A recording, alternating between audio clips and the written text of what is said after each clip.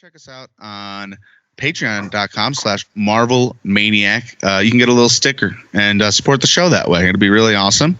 Yeah, clap for that. Dustin put some little clap emojis on the page. We're on TikTok, Twitter, Instagram @Marvel Maniac Pod. Let us know your thoughts on the season and everything Marvel Maniac Pod @gmail.com. Welcome back to Marvel Maniac and MCU After Show. This is your host, Eric Cicada.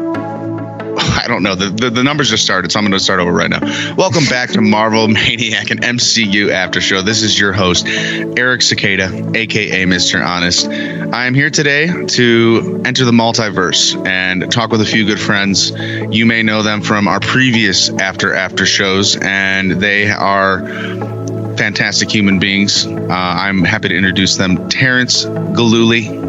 I usually call him TJ Terrence Galooly, which makes absolutely no sense. And Dustin Baker. How you doing today, Dustin? Happy to be here. Yes. How you doing, TJ? Doing good, man. Ready to dish. Yes, we are ready to dish. We're ready to talk about Marvel's What If. We're going to go through the episodes. We're going to kind of have a little bit more of a free-form conversation about the whole series. We're good friends. We go back. So like I said, we're going to kind of jump a little over the place with this in the best way possible, and maybe have a few little lighthearted arguments about the show as we do, and maybe a little bit of Thanos sprinkle out throughout as usual. Oh, how about that Thanos, man? A little Thanos in there, huh? Get a little bit of Thanos throughout. We got a few Thanoses. Yeah, some of them was weird. Remember that time where the other after show where you said we wouldn't be getting any more Thanos? Oh man, that was crazy. All right. Okay. Well, the context in which you've been saying we are going to get Thanos is not the context that we've been getting Thanos. So in a way, I think we're both right. You got Thanos, which is what you wanted, but we didn't get the Thanos that I thought we shouldn't get anyway. So I'm happy with that. It's all okay. Right, Eric. I'm going to go ahead and say you're right. Wow. TJ just... I'm really surprised. I said there will not be a Josh Brolin Thanos to return. And here I stand, so... Oh, yeah, he did do the voice, didn't he? He did. Oh, yeah. Wow. He was. That's cool. Like, I'm not too big of a man to admit when I'm wrong. Like, it's actually his voice. Because I totally hear him. I totally hear him saying, I know what it's like to lose. Like, it's the same voice, you know. Iconic. Yeah. What if T'Challa was Star-Lord?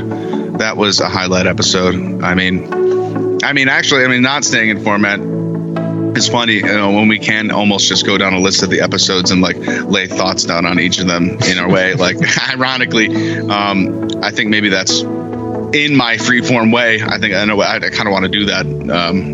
Just in the moment, I think that's what I'll decide to do. Are there any disagreements in that right now? What do you guys think?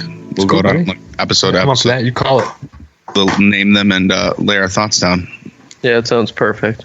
Awesome. I was about to hit pause on my recording for the podcast. Like, right here is where I usually wouldn't want to be recording my audio anymore. So I'd like hit pause on my audio and I just go look something up on the internet. And I'm like, my audio is not going to be recording now. So this is where I just take my sweet time, look something up, get my IMDb page.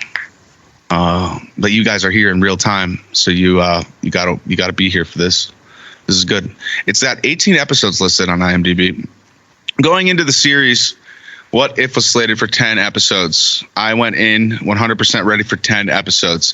I was up until episode 9 ready to review and watch 10 episodes, up until the day of the release of the 9th episode, up until the moment I watched the 9th episode.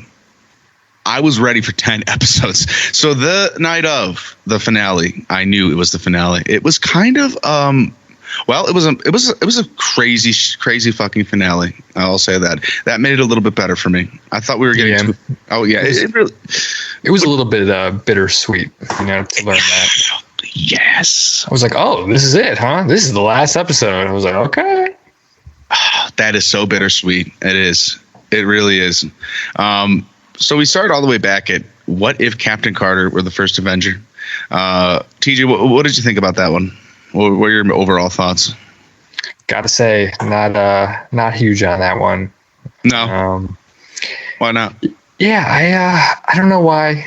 I couldn't tell you in particular but it just really Carol. It seemed like it stuck so long. Didn't get you excited. Lines of the original Captain America, I almost like knew what I was in for. I know they changed some things up, and it was different, but yeah, I don't know. It didn't do it for me. I think they really wanted to like stay in line and play it safe for the first episode, and what they did was take a really popular character and an iconic character like that the fans loved, and kind of gave her that like placeholder of Captain America without taking too much of the Captain America out of her. And they know how much that love story is kind of cherished, but where we see the series going, and if we are going to keep getting her, TJ, you did come to me with a very interesting theory, which we can connect to right now, because there's no reason. This is all spoilers on the table. I would like to root this all the way back to the end episode cliffhanger. Would you mind going there real fast, since we are here? Do you want to jump? We need to jump right to this, because we got to get to the juicy stuff. If something comes to my mind, we're going to talk about it. Do you want to hold off to this, the cliffhanger with Steve Rogers possibly in the Hydra suit, discovered by Nat and Captain Carter? So there was a lot of similarities between Captain Carter and Steve Rogers' story. But then there becomes some differences, possible differences, when they find the Hydra suit, when Captain Carter is brought back from her Guardians of the Multiverse battle. There are a lot of things that can happen here. And my instant take was, let's see if Steve Rogers buried himself in ice and just to get back with Captain Carter in the future, right? Like, that was my instant take. Even on the show, you could see, Steve Rogers buried himself in ice just so he can be with Captain Carter. Like, what a simp, but that was just like my instant take. Like, TJ totally came up with something better. What did you say, TJ? My theory is Steve Rogers has become the Winter Soldier in this multiverse. Yeah. Ooh, that's cool. That is insane. I would like that. So he'll still be a super soldier. He'll look like Steve Rogers, except he'll be like kind of like the Dark Doctor Strange of the mix. Or what's his formal name? Doctor Strange Supreme. I don't know. Yes. Something like that. Of kind of a darker hero. I like that a lot. Yeah, that is a really dark but fantastic timeline. I want to see it. Dusty with his mustache. Captain Carter, overall thoughts. What do you think? What if Captain Carter? I agree with a lot of what TJ said.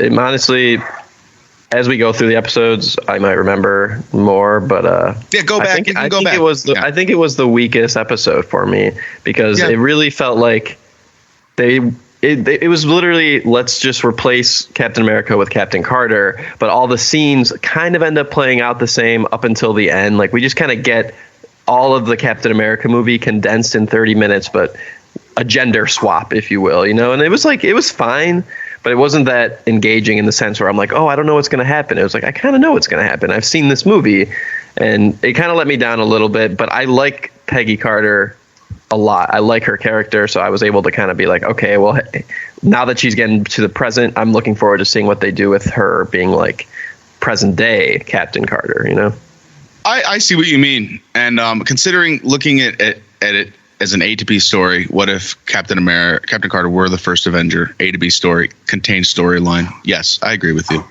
But if we're looking at it as its own semi-cinematic universe in a multiverse, right? They're assembling a Guardians of the Multiverse. This show is its own overarching story, as if any other series, like an animated series, has its own overarching story. This is the first episode of that series, laying out a foundation for the rest of the series. And I think that this episode does a decent job of doing that and raising the stakes. She does a little bit more than Steve. She's a little bit more aggressive than Steve. She does more in the scenarios that Steve would have done. She even gets the Tesseract earlier than Steve. Like, she got everything quicker done quicker than him. Yeah. And then like so much so that Red Skull was like resorting to like ancient witchcraft, and when he got the Tesseract, he brought even a greater evil upon them, which led to her going to the future anyway. So it's like the greater message in the show has been and will be that you can't change the ultimate course of time, no matter how you get there, and that all is laid out in this first episode. Any other overall thoughts or replies to that on the Captain America episode? And it's not the Captain America episode; it's the Captain Carter episode. Peggy Carter for life. It's a I know. I know what I just did. That's embarrassing. I'm gonna cut that out. I have all power. No, you can't cut it out. I know. So we move on to our second episode. This was a huge episode for me. At this moment, I was like, wow, this show's got more potential than I ever thought. What if T'Challa became Star-Lord? The rough and tumble space pirates known as the Ravagers abduct T'Challa instead of Peter Quill. Let's go right back to Dustin on this one and see his thoughts. What did you think about this one, Dusty? All right. I'll say this second episode should have been the first episode. I think I'm going to say that this would have got me much more on board, because this episode was more in line with what I thought the series was going to be, where it was like, let's really change things up a bit. And as much as Captain Carter and Captain America are different, they are very similar characters, which is why they love each other so much. But T'Challa and Star-Lord are vastly different. So getting him to be in the place of Star-Lord, I think, made for a lot of interesting character dynamics, and it was just hilarious. I think it was a funny episode. I just loved the joke being that if he was Star-Lord, the universe was just in like perfect balance, and like it's just hilarious. It's so dumb. I love it. It worked so well. Like I was laughing. I was cheesing the whole episode, especially when they're at the bar and he's walking past everyone and Thanos is like, I was going to commit genocide. But, it's so funny. I like that one quite a bit. That's just too good, man. That's just too good. It's actually jaw dropping how good it is. It's honestly like I can't take the Thanos part. It almost like some people. I think they're actually. It's unbelievable if people are actually angry about the Thanos thing. I'm sorry. I'm the biggest Thanos fan in the world. Don't be angry about the Thanos thing. Are people mad about it? If you are angry about the Thanos thing, get over yourself, dude. Get over yourself. Yeah, I mean, I can't see why anyone would be mad. It's just hilarious. I think people were maybe more mad about the Thanos thing because he was able to be taken down by his fleet. What are they called? I should know the name of his group. The Ravagers? No, not the Ravagers. His group of the Children of Thanos. They have another. I don't know what they're called either. Another group. Their name. I should Google this. Why is my display not turning on? My right display isn't working. I don't know why. Anyways, he shouldn't have had such a hard time with Cole Obsidian and his other. In the other universe, his children. But in my opinion, he was a little softer in this universe. It'd been a few years since he had been really the lead of a space elite Hitler-esque, army. I think he's just let loose a little bit. I don't think he was as much of a fighter these days. And so him going to bat for the team there, I mean, he was giving it his all, but he wasn't as at true form power. He wasn't as hardened. A softer, good-hearted Thanos isn't going to be as strong. He's going to have a soul, and I think that's a good enough reason for me to see that he wasn't going to be able to take them on in the one punch. I don't know. I think it makes it more dynamic. Thanos isn't invincible. He's a fucking genius. That's the thing. Thanos wasn't the strongest. He thought this all out while the whole cinematic universe was happening. This episode just broadens things and shows you a little bit more about what this whole series kind of lets you know. Thanos, man, he was coming no matter what, dude. It gives you 5 different scenarios. Thanos came no matter what. Zombies, Thanos came. Vision fucked everything up. Thanos showed up. It's Thanos was about to show up, but then T'Challa became Star-Lord, and T'Challa just somehow talked peace. That's the biggest joke. That's the punchline. And honestly, that's the biggest, most beautiful homage to Chadwick Boseman to say just to think the king of Wakanda, all you needed to do is send him up there, and he would have been able to talk the Mad Titan down and save the universe. And that's the best timeline.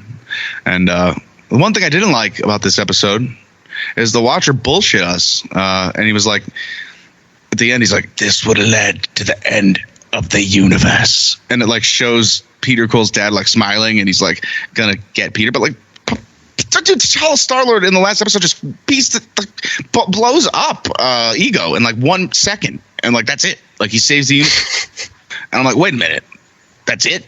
Like, he would have taken 1,000 years to do this to Peter Quill. So I don't know. Maybe there was more doom to that universe upon T'Challa Star-Lord's return. T'Challa Star-Lord out. TJ, any thoughts on the T'Challa Star-Lord episode times a million? What I know you have. I know you're thinking about it. Can you turn a light on in there? I enjoyed it a bit more than the first one, honestly. Thought it was super entertaining. Loved that it was Chadwick Boseman's last performance. I thought it had an emotional appeal to it. I was like, wow. I don't know. I felt like it spoke to Chadwick Boseman more as a person. Like, he is T'Challa. Like, yeah, I don't know. That's what it felt like to me. But definitely thought it was very entertaining. I thought the Thanos scene was a little bit weird. And honestly, it kind of rubbed me the wrong way. But all of them, or just this one in particular? I thought just the way that he was like joking around about the genocide and it was just a little strange. It was just kind of like it was weird. Well, think about how he rationalizes. I'm not going to argue with you. Keep going. No, I mean that's pretty much it.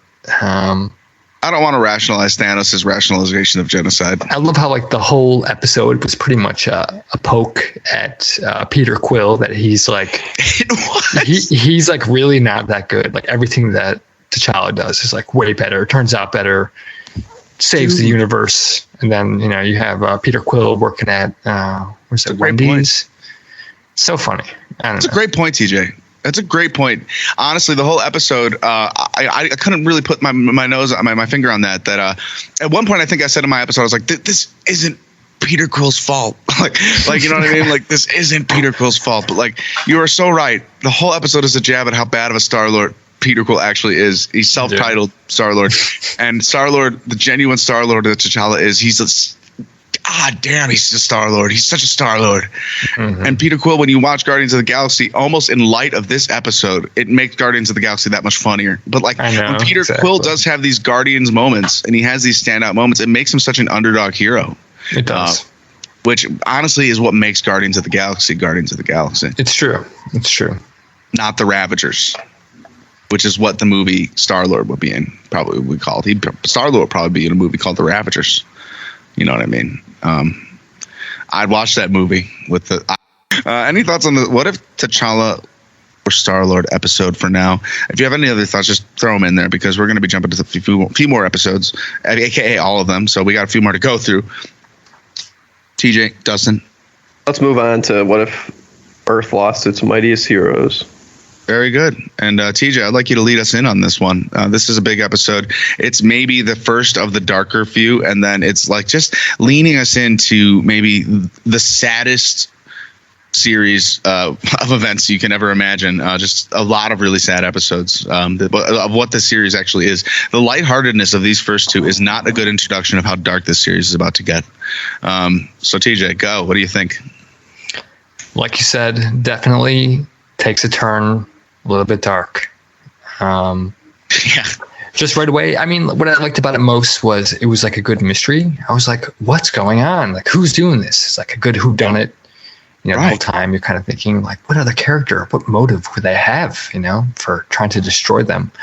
Well, right. For example, can I just recap real quick? I'm sorry. Like, I'll recap real quick that we're in phase 2. We're in like the first phase of the MCU, and we're having all the Avengers being murdered, just as a quick recap. I should be recapping what's happening in these episodes. I was trying to do that at first, and I didn't do that for this one. So let me just do that, and now restart what you were saying. My bad.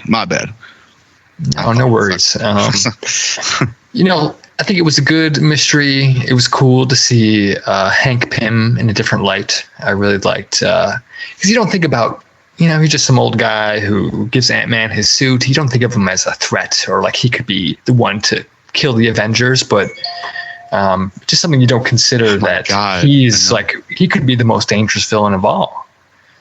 Dude.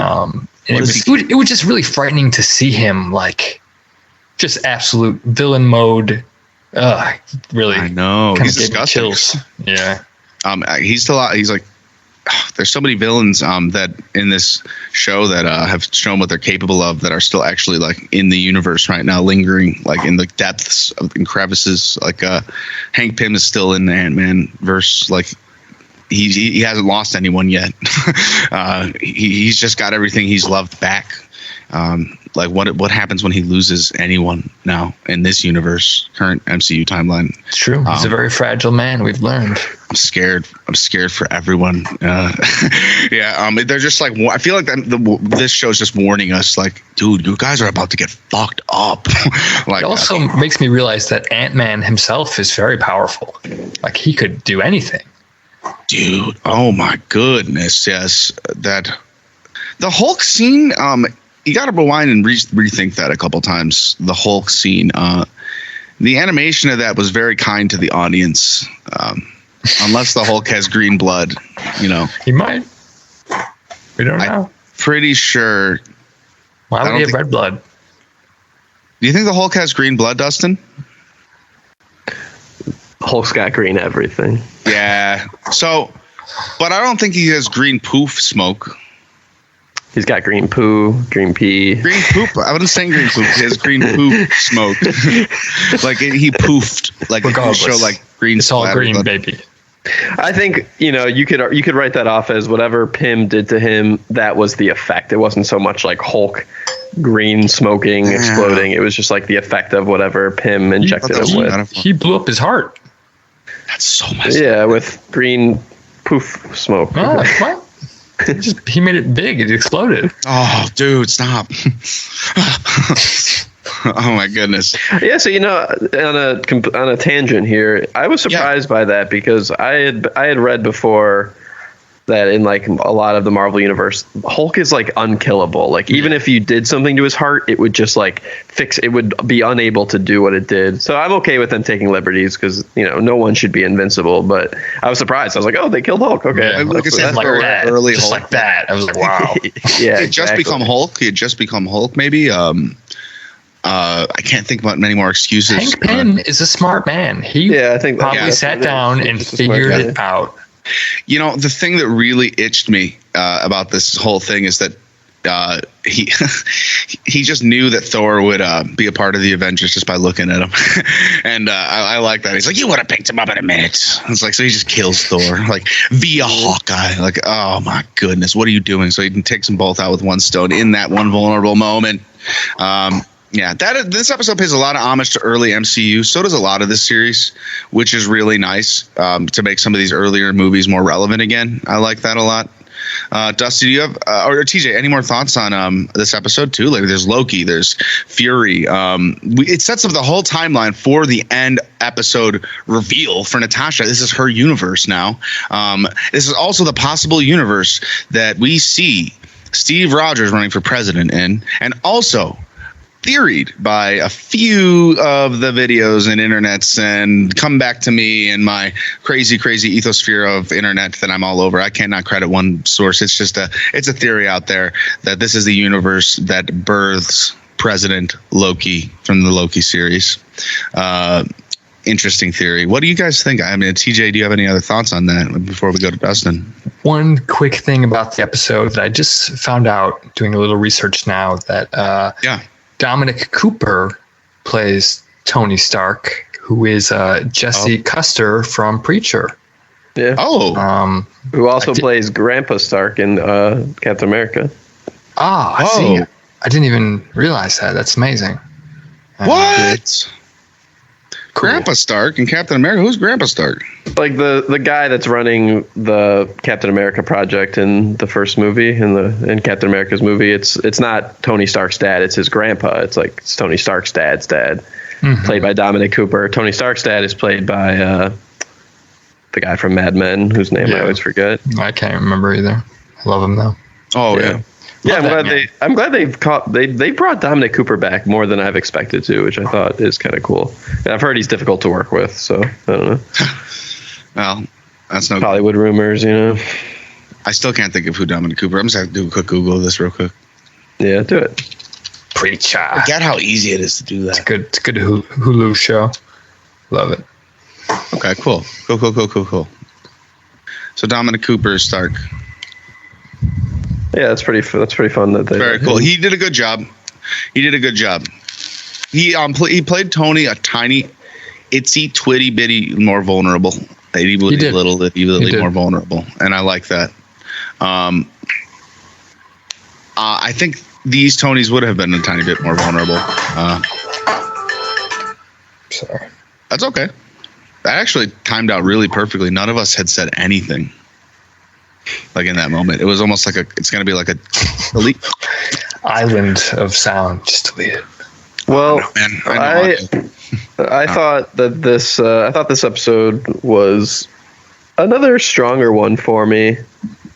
I like it. It's like you said with Pym. It was interesting to see his character in this way that we've never seen it before. I was not expecting him to be the guy showed up at the end as like, who's been doing this. I like the idea of Samuel Jackson's character. I like the idea of Nick Fury being willing to work with Loki because he doesn't have a choice. Like that does seem like something he would be willing to do in the end. And I mean, he has Captain Marvel. Does she show up in that episode? I don't remember. Oh yeah, she shows up right at the end when Nick Fury is searching for Captain America. Okay, and so that's like that could be a part 2. Well, the part 2 is at the end of the series. When Nat is brought to a brand new universe. You might not have realized this. Yeah, no, that's the universe that she is like put in after it, right? Like where Captain Marvel is there fighting alongside Captain America, fighting Loki. I feel like she was fighting multiple Lokis, but they weren't. And the first time I watched it, there was multiple Lokis because I just love Loki. I'm like, there's tons of Lokis, but there wasn't. It was just one Loki. So you're saying that the scepter. Sorry, I just want to make sure I follow you. You're saying that they at the end of the series, they put her back into that universe where everyone died? Yeah. The Watcher broke his oath. No, I know that, but I didn't realize it was the universe where, I mean, it seems kind of shitty. It's like, yeah, we can put you in a universe where all your friends are still dead. Dude, she came from a universe where all her friends died. They need her there. But they put her back into a universe where all of her friends are still dead. That's kind of messed up. Dude, but Captain America is alive and Captain Marvel is alive and they need her as a hero. The world needs her to save the world. I'm just saying that seems like the Watcher. I have the chills. Nick Fury is alive. No, it's only logical. Dustin, it's a missing piece of a puzzle. They fit together perfectly. I have to scream at you. Dustin. It just seems kind of funny. They need fucking Nat. Nick Fury doesn't have a Nat. Nat just died. I understand Nat needs Nick Fury, and Nick Fury needs Nat. Yeah, and she literally saves the day. And she doesn't have a world. She doesn't have a world. I just think you have to admit it's kind of funny that it's like, oh, you just got out of a universe where all your friends are dead. Here's another one where most of them are dead. It's just like, it's kind of funny. I don't know. I take my glass half full. I'd be like, oh, thank you, Watcher. I take my glass half full. I'm sure she would be very thankful to just going to put me in the universe where, I'm just king of the world. Well, I put you right back onto Ultron world after I put you right back on an empty Ultron desolate piece of shit world after I heard this. If I were the Watcher, I'd be like, and you'd just be like, Doctor Strange. Yeah, and then who's there with you? Like Howard the Duck. Yeah, exactly. Oh man, Doctor Strange Supreme, man. Yeah, but overall, I thought it was a pretty solid episode. I'm sorry, Dustin. It didn't. Well, no, I'll just to like wrap up so we can move on to the next one. I think. The one thing that started to irk me was that I could tell, it ended on another kind of cliffhanger fashion. And I was like, like I was just not expecting multiple cliffhangers. And this was the second episode where things kind of ended on a cliffhanger way where I was like, oh, okay. Are we continuing this next week? Like not really certain what we were in for. But overall, I like the premise of this episode quite a bit. Let's talk episode 4. Okay. What if Doctor Strange was sad? This was my favorite episode of What If. Yes. And I say that for a lot of reasons. The number one being that if it was just this episode, it is a contained story. Like I like that it felt like, hey, you know what? This is we're getting the whole picture here. We're getting a whole A to B and it felt like a good, like, wow, like when it cuts to black before, I think it's the post-credits scene, I was like, this episode is crazy. Like, this is exactly what I wanted What If to be. What if Doctor Strange was so sad that he ended the universe? Like, awesome, what a plot. You guys know I don't necessarily love that all of this ends up connecting to a bigger thing, but despite that, this was my favorite episode. I liked Benedict's performance, and I just love the vampire, Cthulhu, like gothic horror Doctor Strange is just the coolest thing. Dude, I'm with you all the way on that, TJ. I completely agree with just about everything you said. Love Benedict Cumberbatch coming back. Rachel McAdams, can't beat it. I don't know. It felt like just a reimagining of a story. I don't know. It felt, it was beautiful. Yeah, right? Like, it's different. Yes. TJ, I'm not trying. I feel like it was so cool to see him just like transform into that dark monster. It feels like that's like, I don't know, the tightrope that every hero has to walk, where it's like, how much power, like, to do the right thing before it becomes like all encompassing. Is it about me really? It's like, these are the questions that makes oh my goodness the show interesting, and it just shows that everyone, it's just like a push in a different direction from being something terrible, just like Hank Pym. It's very interesting. I love it. Also my favorite episode. Yeah, guys, I can't even say like I disagree with you at all, because you're more. It's never been a more accurate statement from both of you, in my opinion. Like, I felt really strong feelings watching that one. It's really probably the best split timeline scenario we've seen, and like it really feels like we're getting a multiverse episode, because we got all the same actors, every one of them. So it's Benedict Cumberbatch, Rachel McAdams, Tilda Swinton. They're all there. But the thing is, Doctor Strange, he's a selfish character, but when he loses that part of him, you never would expect he'd go that dark. And when he's consuming that evil, to see him go down that tunnel of darkness and go that low, only to come back out on top and realize that he has to beat down himself and kill another part of himself, literally. For me to like almost have to realize like, that was like the Ancient One's way of trying to save him from himself, and knowing you yourself as an audience member to see what he did before like that fight, like you knew that the other Doctor Strange stood no chance. Like it was like, oh no, like he's gonna kill Doctor Strange. It was like, a tragedy. It was, dude. It was brutal. But like it almost makes me like hurt for the real Doctor Strange, knowing like he's not anywhere near as powerful as this Doctor Strange. And like, what does that mean? Like in a way, like this Doctor Strange is so OP in a time capsule, like just out there, there's so, but like he just ate worlds. He just ate worlds and became them. I'm a little blown away by Doctor Strange Supreme. I couldn't get the pop figure for him, so I'm done on that. Well, next topic, because it'll make me cry if I talk about it anymore. Because I think actually people have theorized, and I'm going to talk about it a little more. People have theorized that I don't know if I agree with this. I'm going to have to talk about this because I actually don't know if I agree with this. People think that he's going to be the antagonist in the Multiverse of Madness. I don't think that necessarily they're going to bring in. Ooh, I don't know. I don't know. He has I don't know. With the Infinity Stones and the thing is, Ultron, and it's true. It's all those Infinity Stones, and it's funny that the Watcher leaves him with the Infinity Stones to guard with those guys, but like Watcher doesn't consider that like he leaves him with the Infinity Stones. Like maybe you know what I mean? That's another one of his plans, like including whatever. So many Warmonger in for the end. Like that's his next way of, I don't know. Yeah, Killmonger. I'm sorry, I didn't mean to nerdy. No, you good. It didn't sound right anyway. I was like, well, now that I corrected you, I can literally cut to you saying it like you said it, like right. I promise. Okay. No, the thing is, that actually kind of excites me in a way too, because I'm like they wouldn't, but if they did, my eyebrows would go up in awe. They wouldn't dare. They wouldn't dare. Is that Al Pacino? Yeah, it is. Every time you say that, I actually ask you that. I think. I haven't heard that, but honestly, I think it's possible, right? Why not? I mean, anything's possible in the multiverse. I feel like here we are. I mean, Marvel is becoming a universe of tangents, so I think it's okay to go on tangents. Mm-hmm.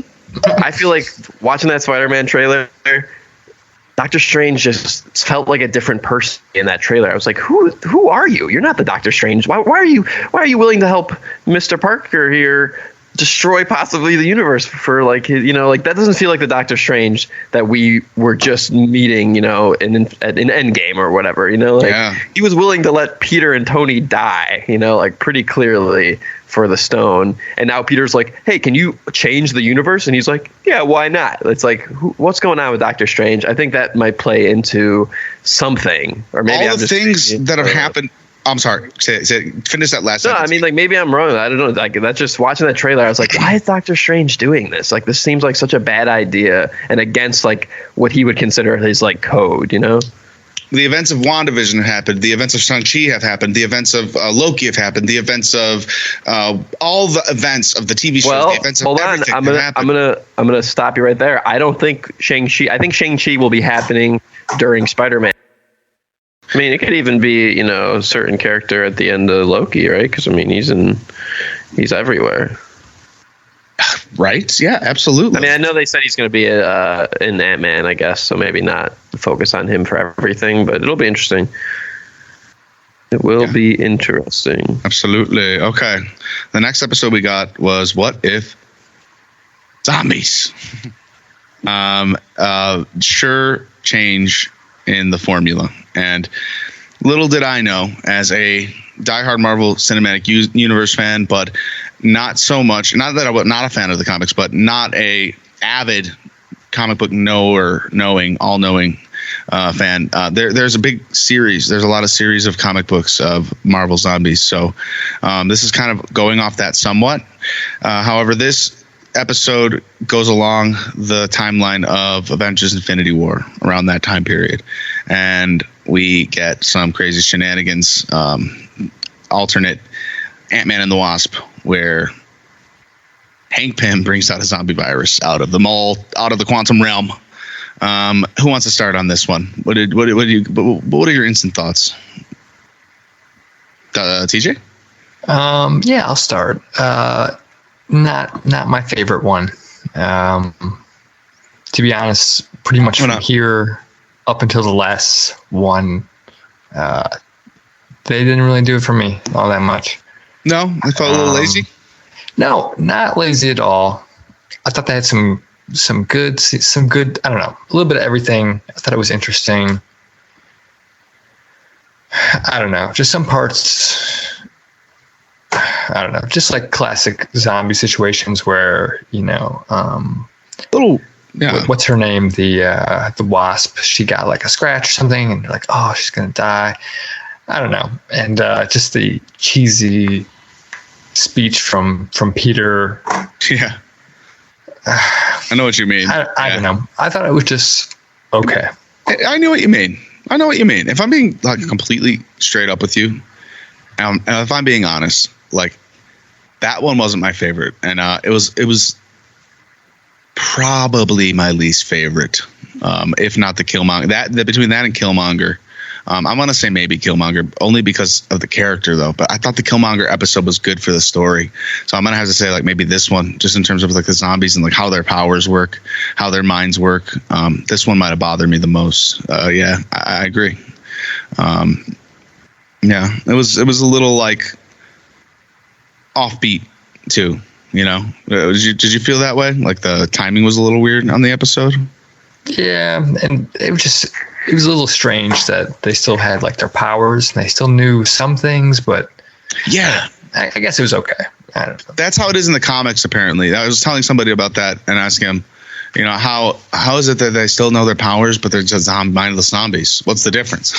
And they're like, well, they did that in the comics. Like Spider-Man, someone told me Spider-Man used his veins as his webs. And I was like, oh, well, that sounds badass. Why didn't they do that? That's the one thing they should have taken.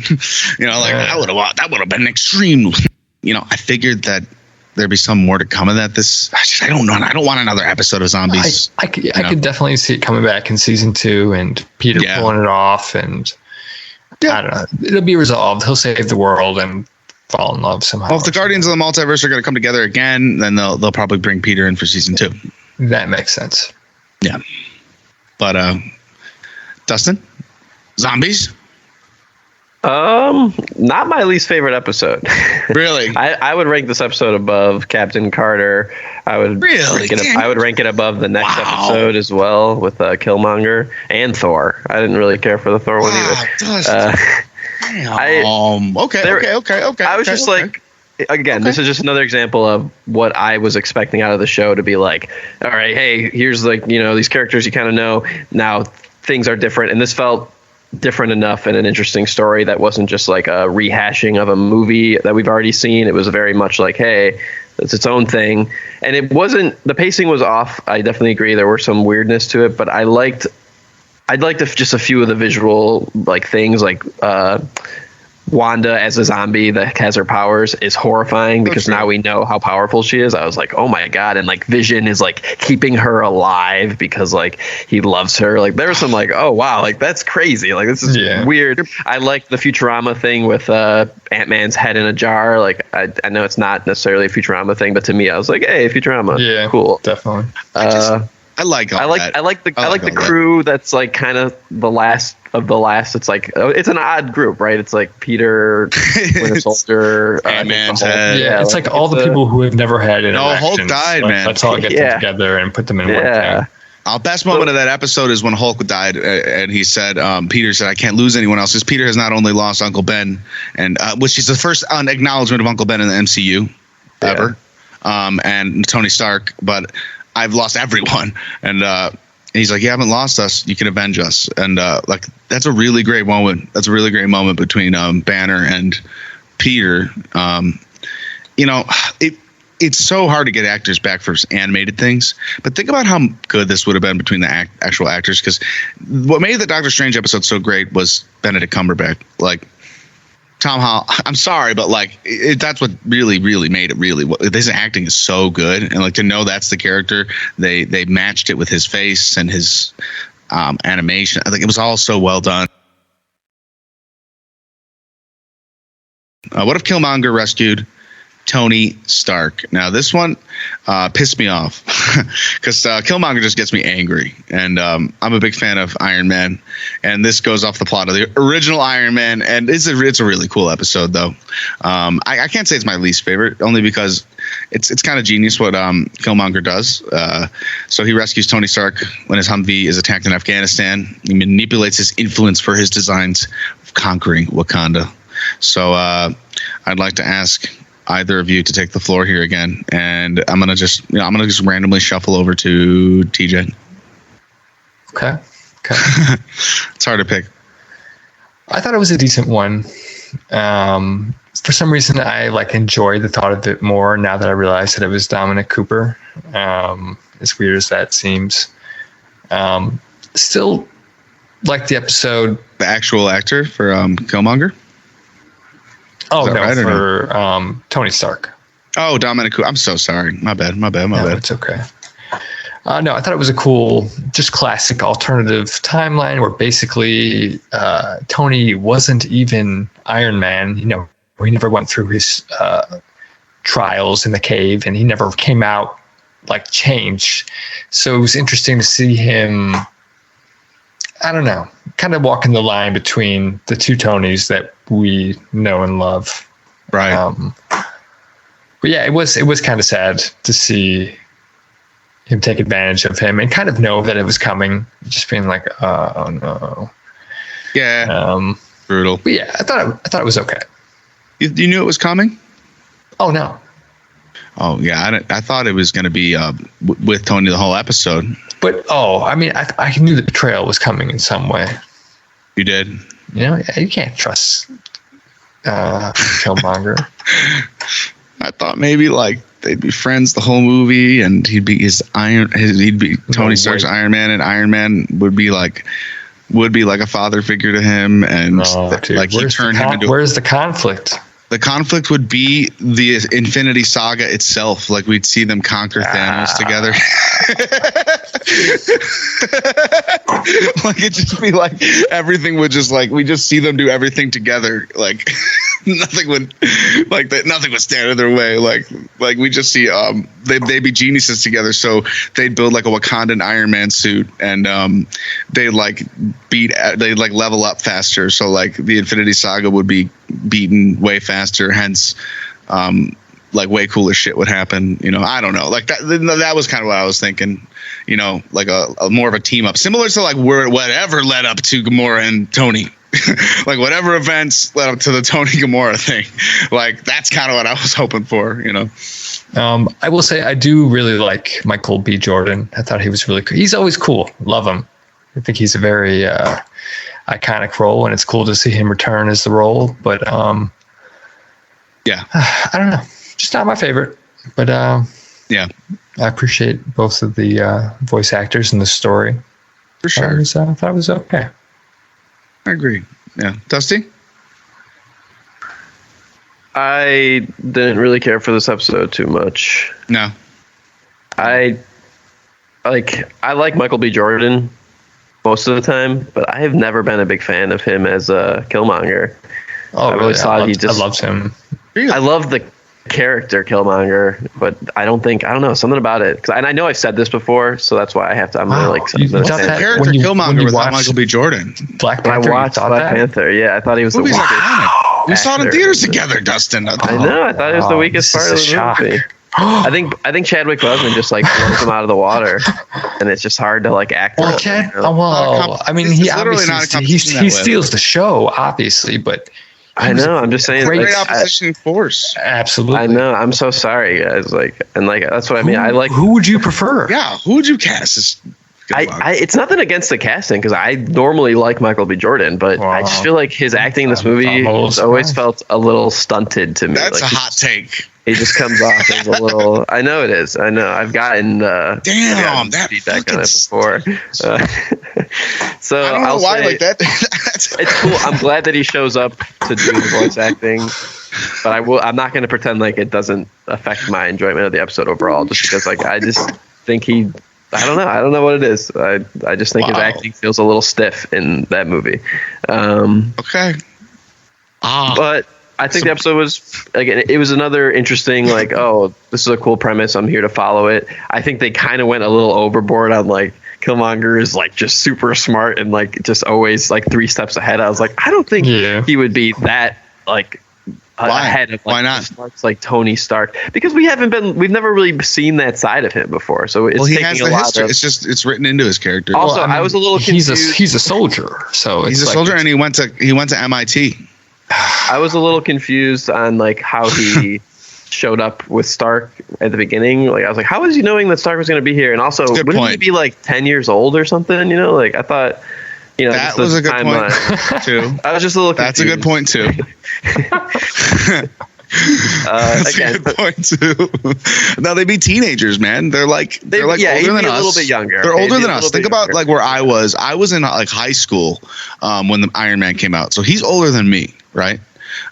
So he'd at least be like 18 or 19. So he could easily like be looking like that if he were like jacked up in the Afghani desert with like guns. Like if he were like, he could have looked like that. And same with the young Black Panther. And then they made Shuri look a little younger. I mean, they did what they could, man. I don't know what to say. I'm trying to rationalize it. Dude, I think this is what happens as the universe expands. Like the fans are trying to rationalize everything that happens until like it collapses. I can't do it anymore. Nothing against my Michael B. Jordan take on the actual Black Panther movie. I'm glad that he is reprising his role and he shows up to do it. That's awesome. I think the pacing was just so weird to me. Like I don't know. It just it moves so quickly that I can never really like dissect what I had wrong with it, because it was always like, oh yeah, now Killmonger's also doing this and he's this and that, and it was just didn't work for me. Okay, well that's fair.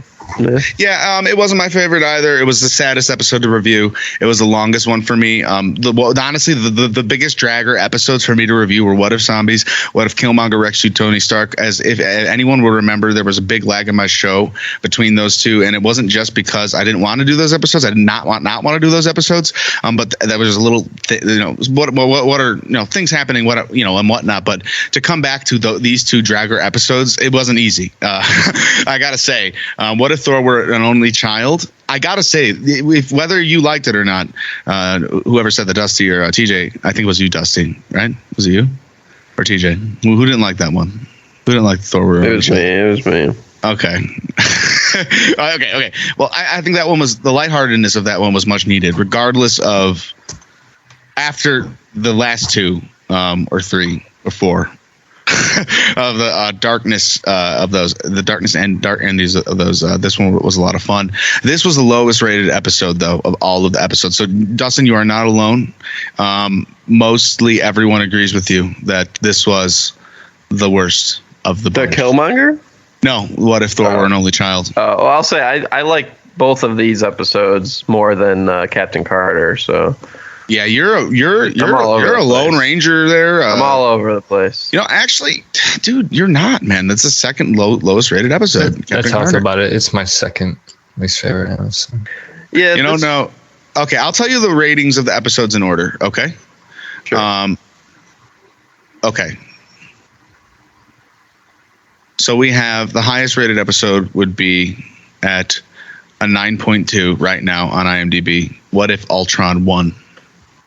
The second highest rated episode right now is at a 9.0. What if Doctor Strange lost his heart instead of his hands? I should have done them from the least to highest to lowest, but I'm lowest to highest, but whatever. 9.0, and then we have a 8.6 is What If a Watcher Broke His Oath.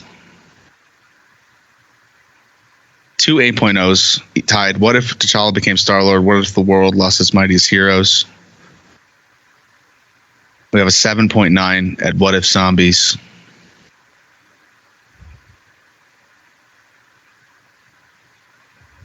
A 6.8 at What If Killmonger rescued Tony Stark, and a 6.5 What If Thor were an only child. So that's all our episodes, unless I missed one. Pretty sure that's all of them. So, What If Thor were their only child? Thor, who never learned to be a good hero, throws an out-of-control intergalactic party on Earth. I think this episode is underrated if it's getting low ratings. I don't know what people don't like about this episode. Maybe it's the fact that I'm one of the few who love the first Thor movie, and I'd like to see the alternate timeline of this where we get to see what no Thor without Loki looks like. It's a silly episode. It's a really silly episode. But I also really like Frost Giant Loki, and more Loki variants the better. That's fun. That was a lot of fun. One of my favorite, most quiet jokes of the whole episode is when Thor's having to clean up the house, AKA Earth, before his mom comes home. Like when she's traveling through the Bifrost, and he's cleaning up, he's going around the world and cleaning up the mess, and then he puts the Leaning Tower of Pisa back up. He's like, oh, gotta fix this. And he puts that Leaning Tower of Pisa back up. It's just a quick little joke. I'm gonna fix this. I like that. And Thor, this Thor is just the comedic relief of the bunch. And we need a couple laughs. He's a lovable idiot. This is actually voiced by Chris Hemsworth. I think it's great that Chris Hemsworth's down for this stuff. He still wants to be Thor in every capacity, even the animated show stuff. I would be behind this in every sense. I don't know. I'm grateful that Chris Hemsworth's down. That's all I'll say. Chris Hemsworth and Tom Hiddleston are still down to be their characters they started off over 10 years ago. Let's do it. Bring him in. What do you guys think? Thoughts? Lay them out. Okay, well, I'll start, Dustin. Like you said, love that Chris Hemsworth and Tom Hiddleston came back. We even got Jeff Goldblum as Grandmaster, which is cool. Yeah. Just nice little. I forget the guy who's Korg too. I think I him.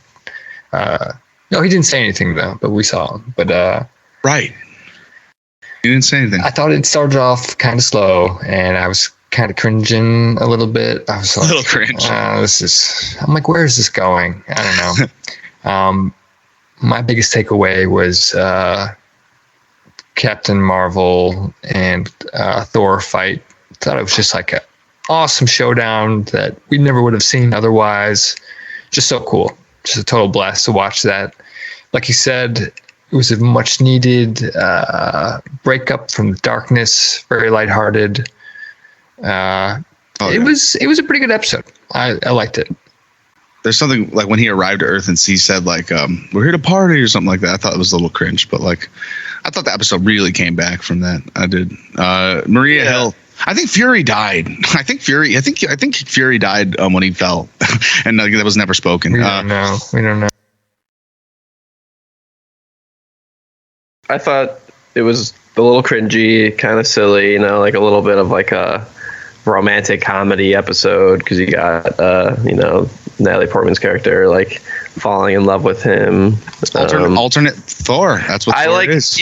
I guess in hindsight, I can look back at it and be like, it's pretty funny how like essential Loki is to Thor becoming the Thor that we know him as, and like without someone to kind of compete with him or kind of keep him in somewhat place, he is just like a wild party animal. And I mean, look what happens post Infinity War when Loki's out of the picture. Thor becomes like a sad, drunk, frat boy in a way, like you master, like stuff like that. So it's like that. I like all that, but I don't think the episode really reflects on that. That's just me reflecting on it now, No, the episode's fun. The whole episode is a reflection on that. I disagree. I have to interject. It is. The whole episode is saying that.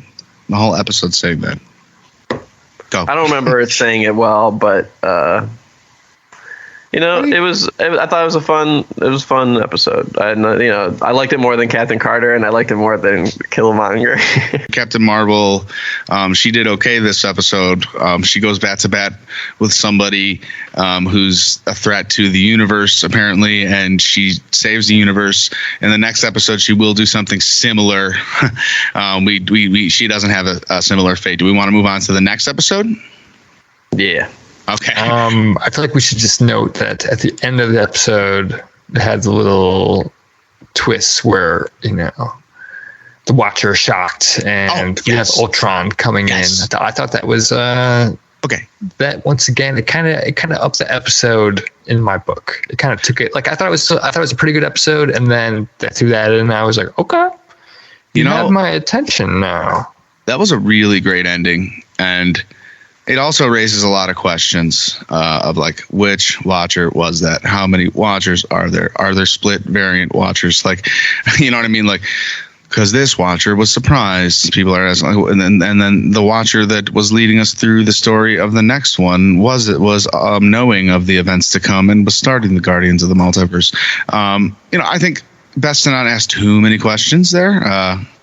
I think we're following the story of the Watcher who learned there what happened. He saw the Infinity Ultron breaking through timelines. There are multiple Watchers. That is for sure. Right. And they're probably identical to each other. I don't know. We don't know what the Watcher did by breaking his own. Do you guys remember I think they look kind of different. I've been reading Infinity Gauntlet, and there's definitely more than one. Yeah. Well, we know that the Watcher broke his oath, and we don't know what that means for the Watcher. So there's going to be some ramifications. It's just so funny that in the What If universe now, instead of more What If episodes, it seems like we're just going to get like a giant like anime series based off of the episodes we already got. You know what I mean? Like, I don't know how we're going to get more What If scenarios. It seems more like we need more answers than more episodes. You know what I mean? But not in a bad way, but it's just like Watcher broke his oath. I mean, he wants to keep expanding, but I think he's going to get like the mob boss of Watchers on him. Like he's going to have to pay. He's going to have to go to Watcher jail or something. I don't know. So what if Ultron won? That was an insane episode. I loved it. And in my opinion, high point, if not greatest of the season, because it is the ultimate what if scenario. It is the type of shit that I was thinking about when I heard of What If. The bad guy gets the Infinity Stones. Ultron gets the Infinity Stones, and he just rampages on everything. And it's kind of like What If Doctor Strange lost his heart and not his hands. it's not as good because it's not as emotional. You know what I mean? This is the action version of that. This is nearly. It's just nearly insane to watch Ultron go to town on the whole universe. Well, what are your thoughts on this, guys? I'll go first. Sorry. No, I thought this was cool. You know, I think we got a tease of Ultron at the end of the last episode, like you guys said. So it was like, oh, like right away, I was like, okay, like interesting, because I liked Ultron a lot in the Avengers movie. I was hoping that it was going to be what's his face, David. James Spader. James Spader, thank you. I should have been able to get him, you know? Yeah, I would have thought that he would, because he was a great. I think he really made Ultron like a great character. But I know. Yeah, you know the premise. I was all on board for it. It was It was doing some cool stuff. I love a Vision Ultron like combo. That's just like, he wins, right? Like that's pretty cool. Yeah. Because it's just the idea behind Ultron being created to like save the universe, and the irony being that in order to save the universe, everything needs to be dead is pretty funny. I like how he, there's funny moments where he kills Thanos right away. Like it's so silly, but at this point, I feel like the show has gotten me on board with like, yeah, like come on, like stuff like this is gonna happen, and it's fine. But I love when I love the moment where it's just like Ultron was so smart and also the only being in the universe that he reached another level of like consciousness and suddenly becomes aware of the Watcher. Like it's kind of silly, but I was like, oh, that's cool. Like what a fun sci-fi thing. Like just, oh, you're the only being left in the universe, and now you've elevated like to a whole new sense. Like it happened to Doctor Strange Supreme as well. It did. Yeah, TJ, you're right. Yeah, exactly. It's a fun thing. Ultimate power level. But then I will say that, as a contained episode, I was all on board. But as soon as it starts to go into what they are about to do, it does lose me a little bit. And I will let you guys say your piece on the episode before we get into. Sure. I feel like you can't talk about this episode without talking about the next one, right? Like I was thinking the same thing. They kind of go hand in hand a little bit. It's easy to jump into the next one, but we can go to TJ's thoughts on this one right now if you'd like. Sure. No, I think it was cool to see, if Ultron got his way, how quickly and how he would just ravage it. I mean, it just makes sense. It's like stepping stones. Once he's all powerful, he gets the stones, and once he gets the stones, the universe is not enough because he literally is just a computer or a program, like trying to be as efficient as possible. Everyone needs his help. I thought it was cool how I saw someone say that when he killed Thanos, he just cut him right in half, which is like symbolic, because that's what Thanos always tried to do to all things should kill be half of all the population. And I thought that was perfectly balanced. That was exactly perfectly balanced, just as all things should be. Exactly. Yeah, it was a cool episode. Still not quite my favorite, but it was up there. Yeah, I mean, it's kind of like mid-range for me. Oh, I really I had a really great time with these last two in terms of the visuals, obviously.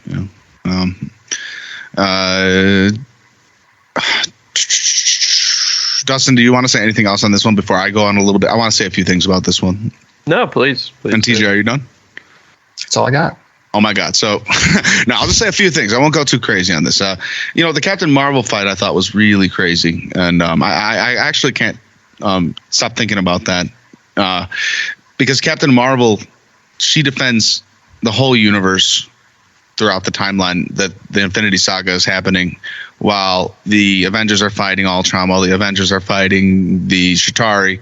And like, as much as I didn't want to say it before, like Captain Marvel 2, I said it like I've said it before. I'm like, I don't want Captain Marvel 2 to just be another recap of what happened during the events leading up to Infinity War. But like now I kind of do, you know what I mean? Because there's so much that she was doing out there. And who knows what the hell she was doing out there. And like, she just shows up to save the day over at, what planet was this? Jesus, the planet the Guardians defended. I know the names of these places, but literally covering so much ground in my brain of the Marvel Cinematic Universe, I cannot chart it out like the world. This is the planet decimated Xandar. It was Xandar. Nice. I got to think of quotes like Thor. It's like, Thanos decimated Xandar. I know. I can see it click right in your mind at that moment. You did? Yeah. Yeah, it was Xandar. So the fight between Ultron and Captain Marvel and Xandar, insane, man. She's so powerful. She literally goes into the core of the earth with him, and this is like reminiscent of the fight in the previous episode with Thor. And she says you can't win, and he's just, I already have, and he destroys the whole planet, including her. And something I realized also in all that was he is activating the stones at all times. So how a way he's probably all knowing is because he's using the stones at every single minute, where Thanos is using the stones at microseconds at a time. They're glowing one time. They're always on. He's basically built for it because he's, he can use it all the time because he's like made to regenerate basically. And like he's like Vision. I don't know. It's just the perfect thing where he basically can't be hurt by the stones because it's almost like he's made for them. Exactly. Yeah. And he shouldn't have had the cape when he came out of the capsule. I'm sorry. That was just a complete plot hole because, man, if you watch Age of Ultron, it's a big moment. I just saw it. My aunt was just rewatching him, and I watched a moment in Age of Ultron where he comes out of the capsule with no cape. It's a big moment. And he flies towards the window as like a mindless AI. And he looks out the window at New York City, and he stops and he takes in the world. And it's a beautiful moment because this is the Vision taking in New York.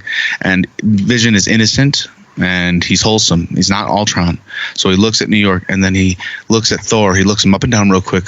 A quick gesture. It's a very humble, quick moment. And after he looks at Thor, he looks away. And like it's a very like childish thing. It's like, when somebody wants to copy someone they admire, they get something they wear, and a cloak falls upon him. Like it's a very character decision, Josh. Like that's what I don't know. Go watch it. Yeah, man. Go watch it. I'll have to look it up. But I don't remember that specifically. He completely took his cape based off of Thor, but you know what? It's all right. I'm not trying to be make a big whoop out of it, but it kind of bothers me a little bit though, because if it really were Ultron, like he wouldn't have the cape. He would only make it when he became Ultimate Ultron and decided to make the cape. I think then, as like a badass move, he wouldn't have had the cape in the beginning when he was killing the Avengers. I don't want to tear this apart and rant on this plot hole. It doesn't mean anything because it might not even be a plot hole. It's not even a plot hole. It's just like a minor thing that you. Yeah, it's fine. It's not a plot hole. Maybe it is. I don't know. Okay. Anyway. Okay. This can also just very easily lead into the final episode. What if the Watcher broke his oath? Easily, in my opinion. I said my favorite episode of the standalones, but I mean, this episode's insane, man. This is an Avengers movie, in my opinion. This is like this was fantastic. I know you guys. I don't know what you guys thought about this one. Honestly, you both told me separate opinions this week, but my brain was broken over it. What in the world was this crazy fight of the last episode? And how did you feel about how they resolved the series and led us on into more future what if scenarios? Either of you take the floor. All right. Well, I'll say, do you want to go positive or negative first? Negatives. You want to do the negatives first? Then TJ, I think I should go first. Oh yeah, go first, man. Because the negatives. I think talking about this episode, I can kind of talk about overall my feelings on the show, and yeah. So this is the big. Let's assemble all the characters, right? And like it's cool. I did not expect it when I started watching the show that they were going to do anything like that. So it was a bit of like, you didn't see it in the trailers at all? No. That's really good. Yeah, it wasn't. I actually didn't either. Yeah. See, I'm. You know what? I saw glimpses of it in the trailers, and I'm kind of an asshole for hinting it towards you guys so much, like that it was going to happen, like because I did see it in the trailers, and I was acting like I didn't, and I didn't realize that I. You know what? I'm playing like I'm totally acting like I didn't, but I did. But I was pretending to myself that I didn't. I totally seen it. I'm sorry, guys. Anyway, you guys are like, fuck you. Spoiler. So I think, what the reason why I didn't necessarily love this episode or love the series is because, like, I went into this show with, I think, different expectations than I should have. And I'm just going to say, I don't need everyone to always assemble. I don't need an assembly at the end of everything to be like, hey, everyone's here, all these characters, like, they're all coming together. Isn't that cool? It's like they've done that to the point where now I'm satisfied with the lack of assembling, And I feel like this was a little bit of like, the Guardians of the Multiverse or whatever. It was a little tongue in cheek for me. And like overall, what I wanted out of What If as a show was to be a little bit more self-contained mini episodes where you just spend a little bit of time in a different alternate reality that's kind of cool and exciting. And the fact that it was always a cliffhanger ending, or now it's connected to a bigger multiverse thing, I didn't need that.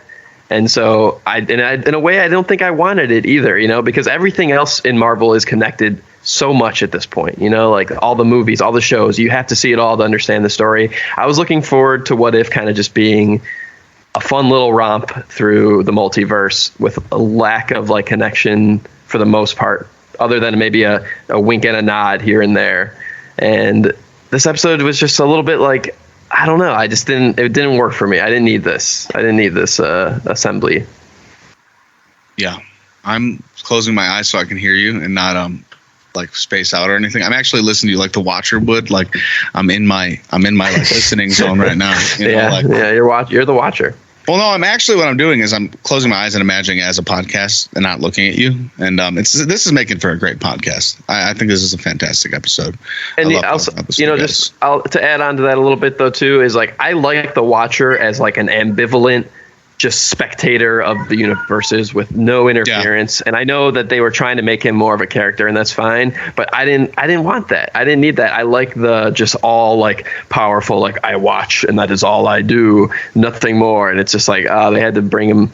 You know what I mean? It just didn't work for me. I don't think they knew they were going to do. I don't think they knew if they weren't going to be successful, they wouldn't have gotten more seasons. They were successful enough to get another season already. So they couldn't have planned to do this break in the multiverse another season away if they weren't going to get more seasons. So they had to do the assemble thing probably as a selling point for the series. And hence the Loki multiverse break, all the multiverse stuff happening. Probably everyone upstairs, I'm guessing, or everyone in the giant writers room or whatever the collaboration deal is with like the MCU, however that works, like the email right? I don't know how they're like the big group chat, like saying, we got to make it this coherent because the timeline's happening. It's like the multiverse group at What If was like, well, we want to do singular episodes that confined within their own timelines. It's like, well, the multiverse is breaking right now, so you're coming right after Loki, so you're gonna have to like fuck. I think they could do that without connecting it all the way that they did. And again, you might be right. Yeah, I don't know. You know what, there's a couple ways of criticizing things, and like in my opinion, I could think about it like I really like what they did and how they did it, and I'm wondering like how many other ways they could have done it, or like I'm really happy for how it's going. I don't know. Like, I agree with you in a lot of ways. Like it could have been another way, and like you're criticizing for not how it could have been in a bunch of other ways. Like that's my least favorite kind of criticism. When you're saying like I wish they took it back, and I wish like it didn't go as far as it did, and that's a more of a humble criticism than like the criticism of I wish it did $1 million different things. Like it didn't meet their expectations. You know what I mean? I think your criticism is a little more lighthearted, and it's just you wanted something a little more simple, a little less extravagant, and a little more focused. And I don't think that's too much to ask. And I totally get that, because with what we got is just a lot of screaming and yelling, and a lot of color and madness. And we didn't get as many answers. So I don't think that's a bad answer. I'm gonna go ahead and counter that. I'm gonna say, okay, good. Really enjoyed this episode. Thought it was icing on the cake. Okay, cool. This episode is actually what upgraded it for me from the least favorite of the Marvel shows that are out to up one more. It's above. It's above Falcon now, in my opinion. Hell yeah, dude. I thought it was awesome to see Doctor Strange Supreme flex his full strength. like to see everyone come together with their different skills. I don't know. It really felt like a miniature movie to me. I was like so captivated when they were like, when they had T'Challa steal the stone. I was like, oh shit. I don't know. Yeah. I thought it all came together really well. One thing that kind of stuck out to me was the Gamora and Tony being there with the Crusher thing. That definitely, I was like, what? Yeah, where did that come from? And as we know now, that episode was cut for reasons out of their control. That episode. But I felt like that kind of took me out of it for a moment. But other than that, I thought it was a solid episode. Yeah. I don't know. I'd like to see them interact together,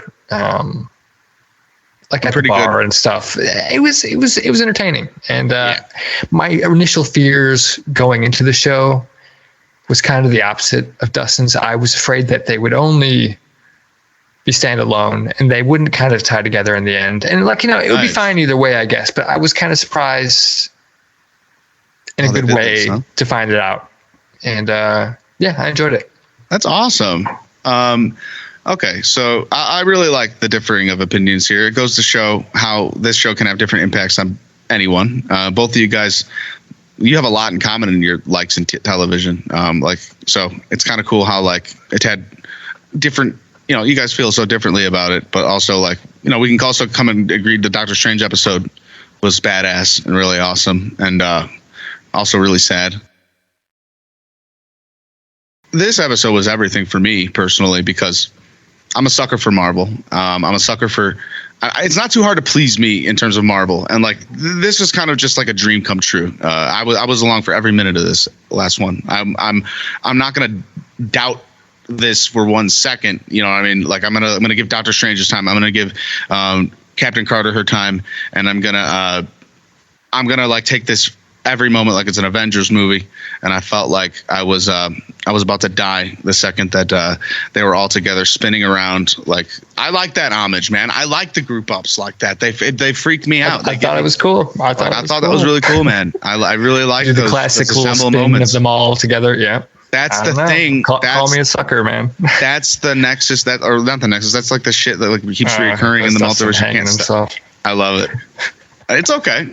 You know what? I think the things that you don't like are the things that they're going for specifically. You don't like them so much. You're like cringing at them, but they're actually going for that because they're like those beats in the story of the cinematic universe, the giant beats that they're trying to hit to show like a homage to the bigger thing to like show that there's like, okay, these are the reoccurring themes that happen and how you can connect this to this and how you can connect this show to this movie and how you can relate this thing to this thing and how overall these things are all connected. And like, I mean, I might sound like I'm making zero sense, but I don't know. I think like I don't know. I got to stop there. I got to cut myself off there. I was about to do a Michael Scott thing where you just keep talking when you don't know what you're going to say the next thing. Stop.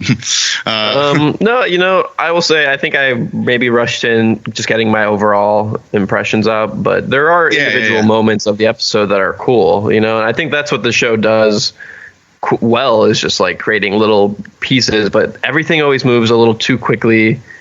And I feel like I never really get to digest what they're giving me because it's already like 10 scenes later and Killmonger's somehow destroy the universe again or something. I don't know. Just stuff like that. But I agree. The assembling part's cool. I love seeing, Gothic Lord Doctor Strange like being all out powerful. I just want to watch that. I just want to watch all Gothic boy. I know. More Doctor Strange. Tentacle monster.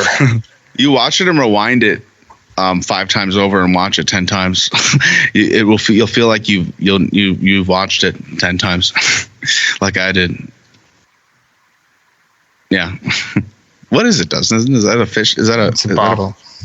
Is that a boat in a bottle? Does it look like I'm in a bottle though?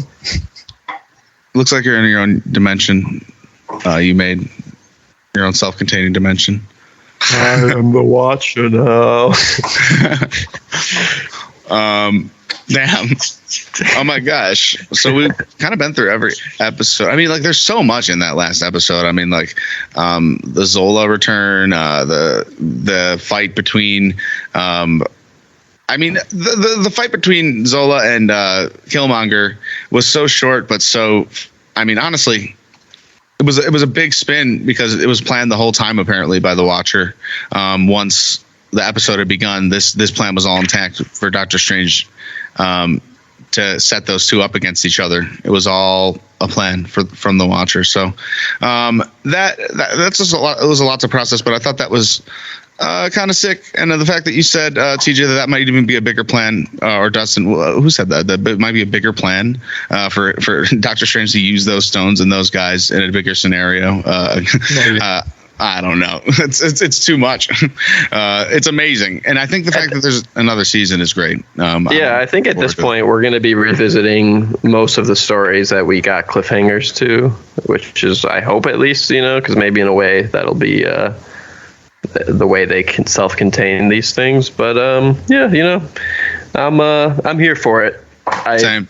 I was happy to have it to watch. Like I said, I'd probably overall, if I had to give it a letter grade, I'd probably give it like a C+. TJ, how about you? Any final thoughts on what if Marvel's what if? I mean, Dustin, do you want to actually lay your final thoughts? Was that your final thoughts? We're kind of we got to kind of round it out here, right? I mean, I feel like I said a lot of. Are we on our final thoughts? Are we on our final thoughts? I think so. A lot of my final thoughts. We got to get there. Last episode, just there were things I liked a lot about the show, and there were things I didn't. Overall, it didn't work for me as much as I was hoping it would have, but it was still fun to watch. And I'm here for whatever they do. I'm all about it. Yeah. I hope we get to see some of these things play out in the multiverse stuff that's all about to be on the movies, like winks and nods, whatever. Maybe we'll get a zombie guy for just a second. I think we're gonna get Captain Carter in the mainline MCU, whether we like it or not. I think they're gearing up for that with her relationship with Nat. Black Widow return? Yes, absolutely. That's going to happen. Everything is possible. Everything's possible. And if this season had that missing episode, I think this season would have been a million times better because I've heard some of the plot details of that. Out of curiosity, I just had to know. And you can only theorize some stuff because of what the Watcher says. He tells you that Gamora is the champion of Sakaar, killer of Thanos. So Thanos, what? Okay, so I'm not going to say anything else on that. There are some leaks / ideas of what happened in that episode. You can go do that research yourself. I'm not going to do any leaks for what will be a season 2 episode. That I'm 80 to 90% sure that I know the leak. The deal of, but you can go check that out, listeners, if you want. It's awesome, but wait for the episode. It's going to be great. And but if you're like me and you can't wait, there's details on what the episode could be about. It's pretty locked and loaded. Okay, for me, I would like to know TJ's thoughts. Final thoughts. I on what had low expectations. It surpassed them, not by much, but it did surpass them. I love that we had all of the voice actors that we had returned. I don't know. It just brings that little magic to it. Overall, I enjoyed it. And, I had some little picks with it, but overall, I enjoyed it. Looking forward to season 2. Yeah. Yeah. Happy to have it. That. Yeah, I'm happy to have it too. Yeah, and same for me. I had a lot of fun, probably the most fun, if not the most fun, going over these episodes week to week, just because of the different scenarios, different worlds the Watcher brought me to. It's almost like he was a tour guide for me. He was literally a tour guide for me in the podcast. It's like, let's go around the multiverse and let's, I'm the Watcher. I'm your guide to these vast realities. He was literally that. And I felt like he was taking my hand and swooning me around the MCU. And it was my pleasure to go with you, Watcher. And thank you for taking me. I can only say I want more. You left me wanting more. I want more. And I can't say enough about this show. I want more of this show. I want to watch that missing episode bad. And I want the new season to come really soon since it's an animated series. I hope they don't rush it. I hope the second season is better than this one. I don't know if it will be. I got a bad feeling because I think this one was so well. I think they worked on it a long time, and I think a demand for a second season will be stronger than the demand for this one, which there was none, and they took their time on. And I'm really, really, really concerned about the second season of this show because this one was almost not that great. Like if it made a couple of wrong turns, this one was great.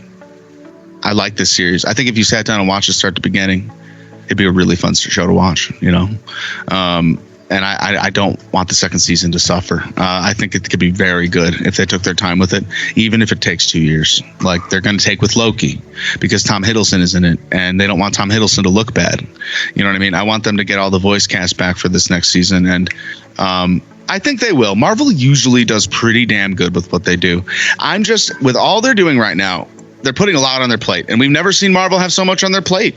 And at one point, they're branching out the multiverse so much. It's like, we're not in the multiverse. This is one Earth. Like, they're not an actual multiverse. This is just one actual timeline we're based on this real. Like, you know what I mean? Like, we gotta hold the multiverse off of this reality.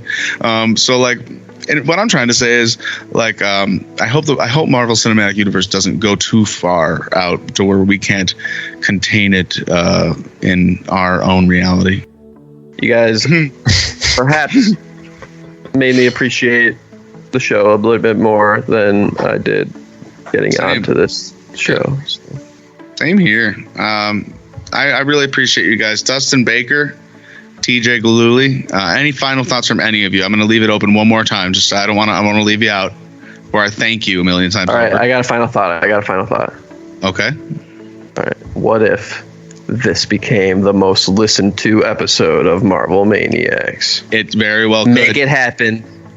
Very Maniacs. Well could. You can check us out on patreon.com/Marvel Maniac. You can get a little sticker and support the show that way. It'll be really awesome. Yeah, clap for that. Dustin put some little clap emojis on the page. We're on TikTok, Twitter, Instagram at Marvel Maniac Pod. Let us know your thoughts on the season and everything Marvel Maniac Pod at gmail.com. It's been wonderful having you here today with us. These are my friends, TJ and Dustin. Thank you again, guys, for being here. You're amazing. Hey, thank you for having us on. Always a Thanks pleasure. for having us. We will assemble soon, and we'll be talking about either Eternals. I know for sure we'll have an after show for Hawkeye, which is 6 episodes long. And I will say, after episode 4 of Hawkeye, that week, Spider-Man comes out. Avengers, disassemble.